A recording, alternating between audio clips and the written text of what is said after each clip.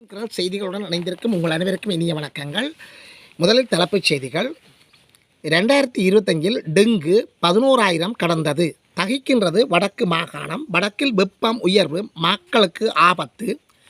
ஸ்ரீலங்கா இராணுவம் மீது தடையை பரவலாக்குக மனித உரிமைகள் கண்காணிப்பகம் வலியுறுத்து.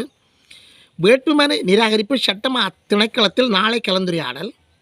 ஆனையிறவு உப்பளத்தில் உப்பு உற்பத்தி ஆரம்பம். இனப்படுகொலை தீர்மானத்துக்கு எதிராக கனடாவில் தொடரப்பட்ட வழக்கு தள்ளுபடி. கிளிநொச்சியில் வீதி புனரமைப்பு 1325 மில்லியன் செலவில் கிளிநொச்சியில் வீதி புனரமைப்பு. லங்காஷீனி நிறுவன தலைவர் பதவி விலகல். நடுங்கியது மியன்மார், நூற்றுக்கணக்கில் மக்கள் பலி. இனி விரிவான செய்திகளுக்கு முன்னர் எமது கனடிசன் குரல் செய்திகளுடன் இணைந்திருப்பவர்கள் நீங்கள் புதியவராக இருந்தால் சப்ஸ்கிரைப் பண்ணாமல் தொடர்ந்து காணொலி பார்ப்பவராக இருந்தால் தயவுசெய்து சப்ஸ்கிரைப் பண்ணுங்கள், ஷேர் பண்ணுங்கள், கமெண்ட்ஸ் பண்ணுங்கள், லைக் பண்ணுங்கள். அருகில் இருக்கின்ற பெல் ஐக்கானை கிளிக் பண்ணி நாங்கள் போடுகின்ற காணொலிகள் அனைத்தையும் உடனுக்குடன் பார்க்கக்கூடியவாறான நோட்டிஃபிகேஷனை ஏற்படுத்திக் கொள்ளுங்கள். தொடர்ந்தும் விரிவான செய்திகள். 2025 டெங்கு 11,000 கடந்துள்ளது. இந்த ஆண்டு இதுவரை 11,000க்கு மேற்பட்ட டெங்கு நோயாளிகள் பதிவாகியுள்ளனர். டெங்கு நுழம்புகளை கட்டுப்படுத்தும் விசேட செயற்திட்டம் இன்று முதல் நடைமுறைப்படுத்தப்படும் என்று தேசிய டெங்கு கட்டுப்பாட்டு பிரிவு தெரிவித்துள்ளது.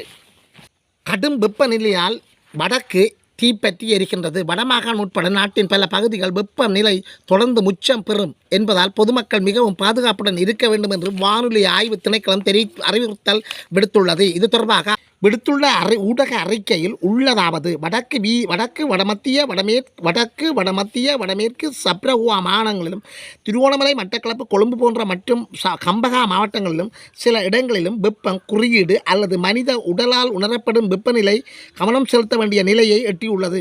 இந்த வெப்பநிலையை எதிர்கொள்வதற்கு பொதுமக்கள் போதுமான அளவு தண்ணீர் அருந்துவதுடன் முடிந்தளவு நிழலான இடங்களில் ஓய்வெடுக்கவும் வேண்டும். வயதானவர்கள் மற்றும் நோய்வாய்ப்பட்டவர்கள் குறித்த கூடுதல் கவனம் செலுத்துவது அவசியம் என்று எச்சரிக்கப்பட்டிருக்கிறது. ஸ்ரீலங்கா இராணுவம் மீது தடையை பரவலாக்குக மனித உரிமைகள் கண்காணிப்பகம் வலியுறுத்து. ஸ்ரீலங்கா இராணுவத்தினர் மீதான தடைகளை மேலும் பரவலாக்க வேண்டும் என்று மனித உரிமைகள் கண்காணிப்பகம் உலக நாடுகளை வலியுறுத்தியுள்ளது. இலங்கையில் மனித உரிமைகள் மீறல்களில் ஈடுபட்டனர், போர்க்குற்றங்களை புரிந்தனர் என்ற குற்றச்சாட்டில் முன்னாள் இராணுவ தளபதிகளான சவேந்திர சில்வா மற்றும் ஜெகத் ஜெயசூர்யா, முன்னாள் கடற்படை தளபதி வசந்த கரன்னகொட, விடுதலை புலிகளின் அமைப்பிலிருந்து பிரிந்து சென்ற கருணா என்னும் விநாயகமூர்த்தி, முரளிதரன் ஆகியோருக்கு எதிராக பிரிட்டனில் தடைகள் அறிவிக்கப்பட்டுள்ளன. இந்த தடைகளுக்கு சர்வதேச மனித உரிமைகள் கண்காணிப்பகம் தனது வரவேற்பை வெளியிட்டுள்ளது. இது தொடர்பில் வெளியிட்ட சிறப்பு அறிக்கையில் ஸ்ரீலங்கா இராணுவத்திற்கு ஏனைய உலக நாடுகளின் தடைகளை விதிக்க வேண்டும் என்றும் சர்வதேச மனித உரிமைகள் கண்காணிப்பகம் வலியுறுத்தியுள்ளது. அந்த அறிக்கையில் உள்ளதாவது: பிரிட்டனை தொடர்ந்து ஏனைய நாடுகளும் ஐக்கிய நாடுகள் சபை சேகரித்த ஆதாரங்களை பயன்படுத்தி இலங்கையில் போர்க்குற்றங்களில் ஈடுபட்டவர்களுக்கு எதிராக தடைகளை விதிக்க முன்வர வேண்டும். படைத்தளபதிகள் மீதும் கருணா மீதும் தடை விதிப்பதன் மூலம் பிரிட்டன் இலங்கையிடம் பொறுப்பு கூறலை வலியுறுத்தியுள்ளது என்றுள்ளது. வேட்புமனு நிராகரிப்பு சட்டமா திணைக்களத்தில் நாளை கலந்துரையாடல். தமிழ் மக்கள் கூட்டணி மற்றும் ஜனநாயக தமிழ் தேசிய கூட்டணி யாழ் மாநகர சபை உள்ளிட்ட உள்ளூராட்சி சபைகளுக்கு கையளிக்கப்பட்ட வேட்பு மனுக்கள் நிராகரிக்கப்பட்டமைக்கு எதிராக கட்சிகள் சிலவற்றால் தாக்கல் செய்யப்பட்ட வழக்கு விசாரணை நேற்று உச்ச நீதிமன்றத்தில் எடுத்துக்கொள்ளப்பட்ட போது இது தொடர்பில் முதலில் தேர்தல்கள் திணைக்கள சட்டத்தரணிகளுடன் கலந்துரையாடுமாறு மனுதாரர்களின் சட்டத்தரணிகளுக்கு கட்டளை பிறப்பிக்கப்பட்டுள்ளது.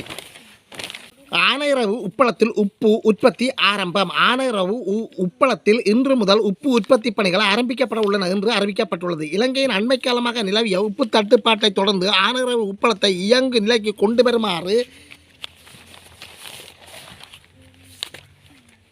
கொண்டு வருவதற்கு நடவடிக்கைகள் எடுக்கப்பட்டுள்ளன. இதன் தொடர்ச்சியான பணிகளின் தொடர்ந்தே இன்று முதல் அங்கு ரஜலுனு என்ற பெயரில் அரசாங்க உப்பு உற்பத்தி ஆரம்பிக்கப்பட உள்ளது. கைத்தொழில் அமைச்சர் சுனில் கந்துநொத்தி மற்றும் பிரதியமைச்சர் சதுரங்க அபேசிங்க ஆகியோர் இந்த நிகழ்வில் கலந்து கொண்டுள்ளனர்.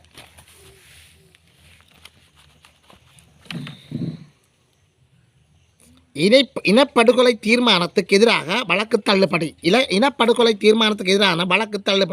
இலங்கையில் இனப்படுகொலை இடம்பெற்றது என்ற தீர்மானத்துக்கு எதிராக கனேடிய உச்ச நீதிமன்றத்தில் தாக்கல் செய்யப்பட்ட வழக்கு தள்ளுபடி செய்யப்பட்டுள்ளது. இறுதிப் போரின் போதும் அதற்கு முன்னரும் இலங்கையில் இடம்பெற்றது என்பதை நாடாளுமன்ற தீர்மானமாக நிறைவேற்றிய முதலாவது நாடாக கனடா அறியப்படுகின்றது. இந்த தீர்மானத்தை தொடர்ந்து இலங்கையில் இடம்பெற்ற இனப்படுகொலைகள் தொடர்பில் மக்களுக்கு தெளிவூட்டும் செயற்பாடுகளும் அங்கு மேற்கொள்ளப்பட்டன. எனினும் இனப்படுகொலை மறுப்பாளர்களாலும் கனடா வாழ் சிங்கள இனத்தவர்களாலும் இந்த நடவடிக்கைகளுக்கு எதிராக கனேடிய உச்சநீதிமன்றத்தில் வழக்கு தொடரப்பட்டது. இந்த வழக்கே தற்போது தள்ளுபடி செய்யப்பட்டுள்ளதாக அறிவிக்கப்பட்டுள்ளது. இதன் மூலம் இலங்கை அரசாங்கத்துக்கும் ஆதரவான கனடாவின் மேற்கொள்ளப்பட்ட சட்ட போராட்டம் முடிவுக்கு வந்துள்ளது. நீதிமன்றத்தால் வழங்கப்பட்ட தீர்ப்பை ஈழத்தமிழர்கள் பலரும் வெகுவாக வரவேற்றுள்ளனர், பாராட்டியுள்ளனர். மே மாதம் 12ஆம் தேதி முதல் 18ஆம் தேதி வரை இனப்படுகொலை தொடர்பான தெளிவூட்டல் வாரம் அங்கு கடைபிடிக்கப்பட உள்ளமையும் குறிப்பிடத்தக்கது. 1325 மில்லியன் செலவில் கிளிநொச்சியில் வீதி புனரமைப்பு. கிளிநொச்சி மாவட்டத்தில் வீதி அபிவிருத்தி திணைக்களத்தால் இந்த வருடம் 1325 மில்லியன் ரூபாய் செலவில் வீதி புனரமைப்பு பணிகள் முன்னெடுக்கப்பட உள்ளன. அமைச்சர் சந்திரசேகர் தலைமையில் நேற்று நடைபெற்ற மாவட்ட ஒருங்கிணைப்பு குழு கூட்டத்தில் இந்த விடயம் சுட்டிக்காட்டப்பட்டுள்ளது. நடுங்கியது மியன்மார், நூற்றுக்கணக்கில் மக்கள் பலி, மீட்பு பணிகள் துரிதகதம். மியன்மார் மற்றும் தாய்லாந்து நாடுகளை நேற்று அடுத்தடுத்து 3 நிலநடுக்கங்கள் தாக்கியுள்ளன. நூற்றுக்கணக்கான கட்டடங்கள் தரைமட்டமாக்கியுள்ள நிலையில் 1000க்கும் மேற்பட்டவர்கள் உயிரிழந்திருக்கலாம் என்று அஞ்சப்படுகின்றது.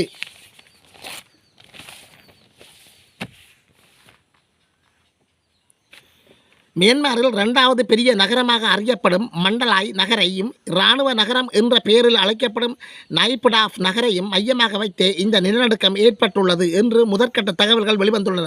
நிலநடுக்கம் காரணமாக மியான்மரிலும் தாய்லாந்திலும் அவசர நிலை அறிவிக்கப்பட்டுள்ளது. தாய்லாந்தை மையப்புள்ளியாக வைத்தே அடுத்தடுத்து பல நிலநடுக்கங்கள் ஏற்பட சாத்தியம் உள்ளதாக அமெரிக்கா புவியியல் ஆய்வு மையம் எச்சரிக்கை விடுத்துள்ளது.